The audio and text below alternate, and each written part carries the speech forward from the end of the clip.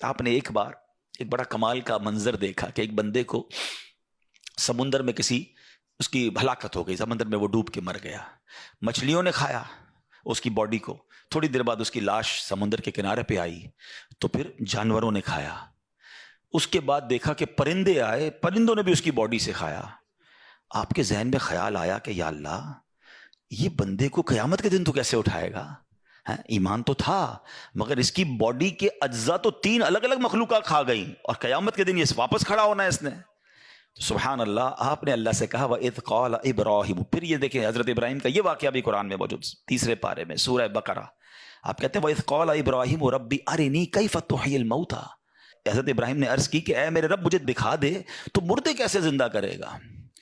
ارشاد ہوتا ہے قال اولم تؤمن، اے ابراہیم تو ایمان نہیں لایا؟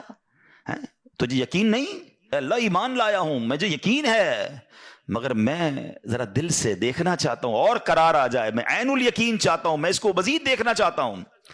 قال فخذ 4 من الطیر، قرآن کہتا ہے رب نے فرمایا کہ اچھا 4 پرندے لے، فَصُرْهُنَّ إِلَيْكَ ثُمَّ اجْعَلْ عَلَىٰ كُلِّ جَبَلٍ، فرمایا اس کو اپنے ساتھ ہلا لے، اپنے ساتھ مانوس کر لے، پھر ان کا ایک ایک ٹکڑا پہاڑ پر رکھ دے، مِنْهُنَّ جُزْءًا ثُمَّ ادْعُوهُنَّ يَأْتِينَكَ سَعْيًا، فرمایا پھر انہیں بلا، وہ تیرے پاس چلے آئیں گے پاؤں سے دوڑتے۔ وَعْلَمْ أَنَّ اللَّهَ عَزِيزٌ حَكِيمٌ، اور جان رکھ اللہ غالب حکمت والا ہے۔ اب ہوا کیا، حضرت ابراہیم کو حکم ہوا کہ 4 پرندے لیں۔ اب آپ نے 4 پرندے الگ الگ لیے، مور لیا، کبوتر لیا، آپ نے مرغ لیا اور ایک گدھ لیا۔ ان 4 کو اپنے ساتھ تھوڑا ٹائم رکھا تاکہ وہ آپ سے انسیت پالے، تاکہ 4 کے بارے میں کنفرم بھی ہو جائے کہ یہی 4 ہے، کوئی اور مکس نہ ہو جائے۔ اس کے بعد آپ نے 4 کو ذبح کیا، 4 کا قیمہ بنایا اور 4 کا قیمہ مکس کر دیا، 4 کا الگ الگ نہیں، 4 کا ٹوٹل مکس کر دیا، اور اس کے چھوٹے چھوٹے پیس سمجھ لیں 4 پہاڑ پر رکھ دیے، الگ الگ پہاڑوں پر، اور 4 کی جو چہرے تھے یعنی ان کی کھوپڑیاں تھیں وہ اپنے پاس رکھی، اس کا قیمہ نہیں بنایا، یعنی ان کے سر آپ کے پاس ہیں 4 پرندے کے، 4 کا مکس قیمہ ہو چکا ہے، اور 4 الگ الگ پہاڑ پر رکھ دیے۔ قرآن نے کیا کہا تو انہیں پکارو۔ اب یہ بھی ذرا میں آگے آ کے بتاؤں گا اس ایک خوبصورت آیت کے اس جز سے کیا سیکھنے کو مل رہا ہے۔ قرآن نے کیا کہا کہ انہیں پکارو، تو آپ نے کہا یا ایھا الدیک، اے مرغ، یا ایتھا الحمامہ، اے کبوتر، یا ایھا النسر، اے گدھ، یا ایھا الطاؤس، اے مور۔ آپ کی پکار پر وہ 4 پرندے جو ہیں ان کا قیمہ اب آسمان پر اڑنا شروع ہوا ہے۔ فکشن، گرافکس، آج کل اینیمیشن کا دور ہے، کمپیوٹر پر جناب لوگ بہت ساری چیزیں بنا لیتے ہیں۔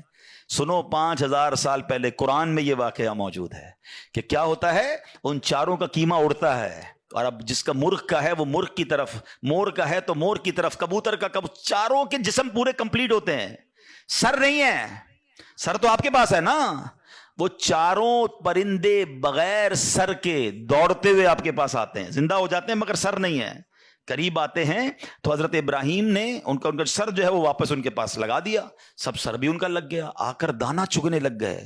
حضرت ابراہیم نے اپنی آنکھوں سے مردوں کو زندہ ہونے کا واقعہ دیکھا اور آپ کے دل کو اطمینان اور قرار آیا، یہ میرا رب یہ ہے۔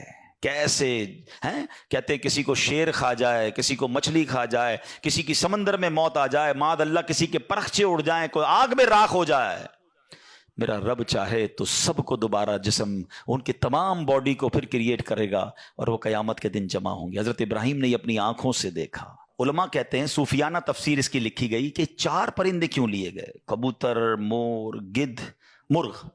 فرمایا ان 4 کی نا ایک بری خصلت ہے، مرغ ہے اس کے اندر شہوت بہت ہے، جو کبوتر ہے اس کو اپنی اڑان پر بڑا ناز ہے، بڑا تکبر ہے، بہت اونچا اڑتا ہے۔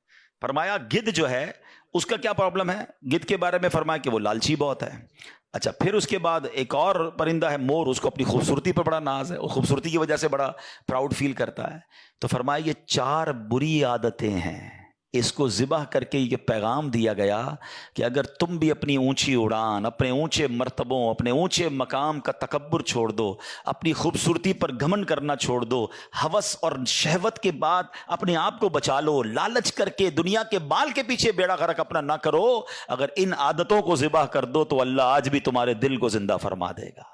ان کو زندہ کیا نا، فرمایا ان عادتوں کو ختم کرو، رب تمہارے دل کو زندہ فرمائے گا اور اس میں نور داخل فرما دے گا۔